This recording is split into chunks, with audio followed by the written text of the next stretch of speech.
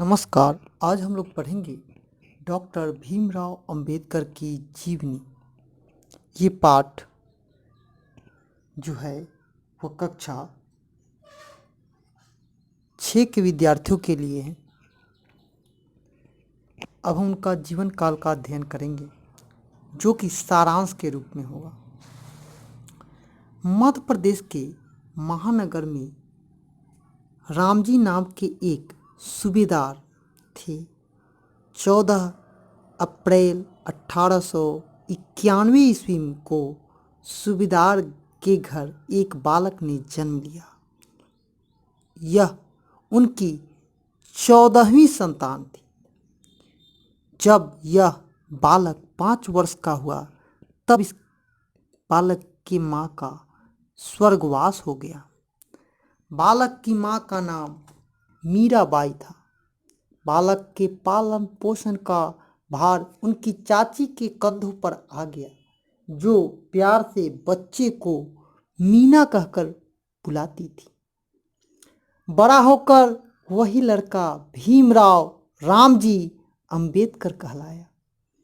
अंबेडकर की स्कूली शिक्षा रत्नागिरी नामक शहर में स्थित एक मराठी स्कूल में आरंभ हुई। बाद में भीमराव के पिता सतारा आ गए और अपने बच्चे का दाखिला एक सरकारी स्कूल में करा दिया। 1905 में भीमराव का विवाह रामाबाई नाम की एक कन्या से कर दिया गया। उस समय कन्या की उम्र मात्र 9 वर्ष की थी।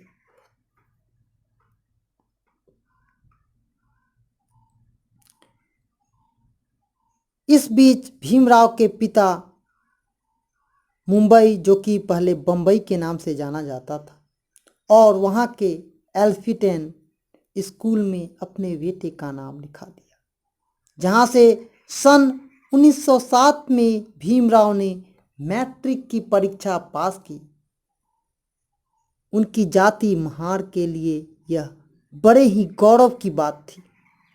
भीमराव एल्फिडेन कॉलेज में पढ़ने लगे, जहाँ से 1913 में इन्होंने बीए की परीक्षा पास की।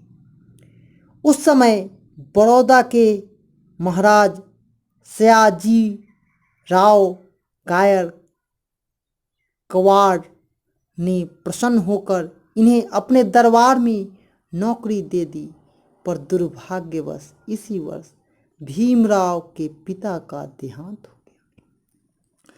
बड़ौदा के महाराज की अनुकंपा और प्यार युवा भीमराव पर अत्यधिक था, पर दरबार के कट्टरपंथी इससे ईर्ष्या और घृणा करते थे, क्योंकि वे जाति के महार थे। अतः निराश होकर भीमराव ने अपनी उच्च शिक्षा जारी रखने के लिए अमेरिका के कोलंबिया विश्वविद्यालय में दाखिला लिया। बड़ौदा के महाराज ने अपनी ओर से छात्रवृत्ति देकर भीमराव के पढ़ाई को आगे करवाया। कोलंबिया विश्वविद्यालय में भीमराव को प्यार और सम्मान का व्यवहार मिला और वहाँ से उन्होंने डायरेक्टरी की उपाधि प्राप्त कर विदेश प्रवास के दौरान डॉक्टर भीमराव ने 2 पुस्तकें लिखी थी। उनकी विद्वता की धाक सर्वत्र देखी जा सकती है। इनका प्रतिफल यह हुआ कि डॉक्टर अंबेडकर को मुंबई के एक कॉलेज में प्रोफेसर की नौकरी मिल गई, किंतु यहाँ भी डॉक्टर भीमराव को कठिनाइयों का सामना करना पड़ा, क्योंकि उस समय जातिवाद बहुत ज़्यादा था। इस कारण से उन्हें ये सब सामना करना पड़ा, क्योंकि एक विशेष जाति वर्ग का होने के कारण कट्टरपंथी उनसे घृणा करते थे। निराश होकर भीमराव ने अपने पद से त्यागपत्र दे दिया और उस समय व्याप्त छुआछूत की समस्या के निदान के लिए उन्होंने एक पत्रिका का सहारा लिया, जिसका नाम था मूकनायक। पर साधनों के अभाव के कारण यह पत्रिका कुछ दिनों में ही बंद हो गई। इसके बाद डॉक्टर भीमराव पढ़ने के लिए लंदन चले गए और वहाँ अर्थशास्त्र में DSc की उपाधि प्राप्त की और लौटकर यहाँ वकालत प्रारंभ कर दी। 1927 में इन्होंने बहिष्कार भारत नामक समाचार पत्र का प्रकाशन प्रारंभ किया। इसी वर्ष ये मुंबई विधानसभा के सदस्य भी बने और जब देश अपना आज़ाद हुआ 1947 को तो भारत में गठित संविधान सभा के डॉक्टर भीमराव सदस्य चुने गए। भीमराव संविधान का प्रारूप आलेख इन्हीं की अध्यक्षता में तैयार की गई थी और राष्ट्रीय एकता अछूत के उद्धार की समस्या के समाधान पर विशेष बल दिया। आज़ाद भारत की पहली सरकार पंडित जवाहरलाल नेहरू के नेतृत्व में बनी और डॉक्टर भीमराव अंबेडकर भारत सरकार के पहले कानून मंत्री बन गए। पर पंडित जवाहरलाल नेहरू से उनका किसी समस्या को लेकर मतभेद हो जाता है और उन्होंने 1951 में अपने पद से इस्तीफा दे दिया। सरकार से अलग होकर डॉक्टर भीमराव ने अपना ध्यान अछूतों की सेवाओं की ओर केंद्रित किया। फलस्वरूप अछूतों के बीच दीन दुगुनी रात चौगुनी लोकप्रियता हासिल की।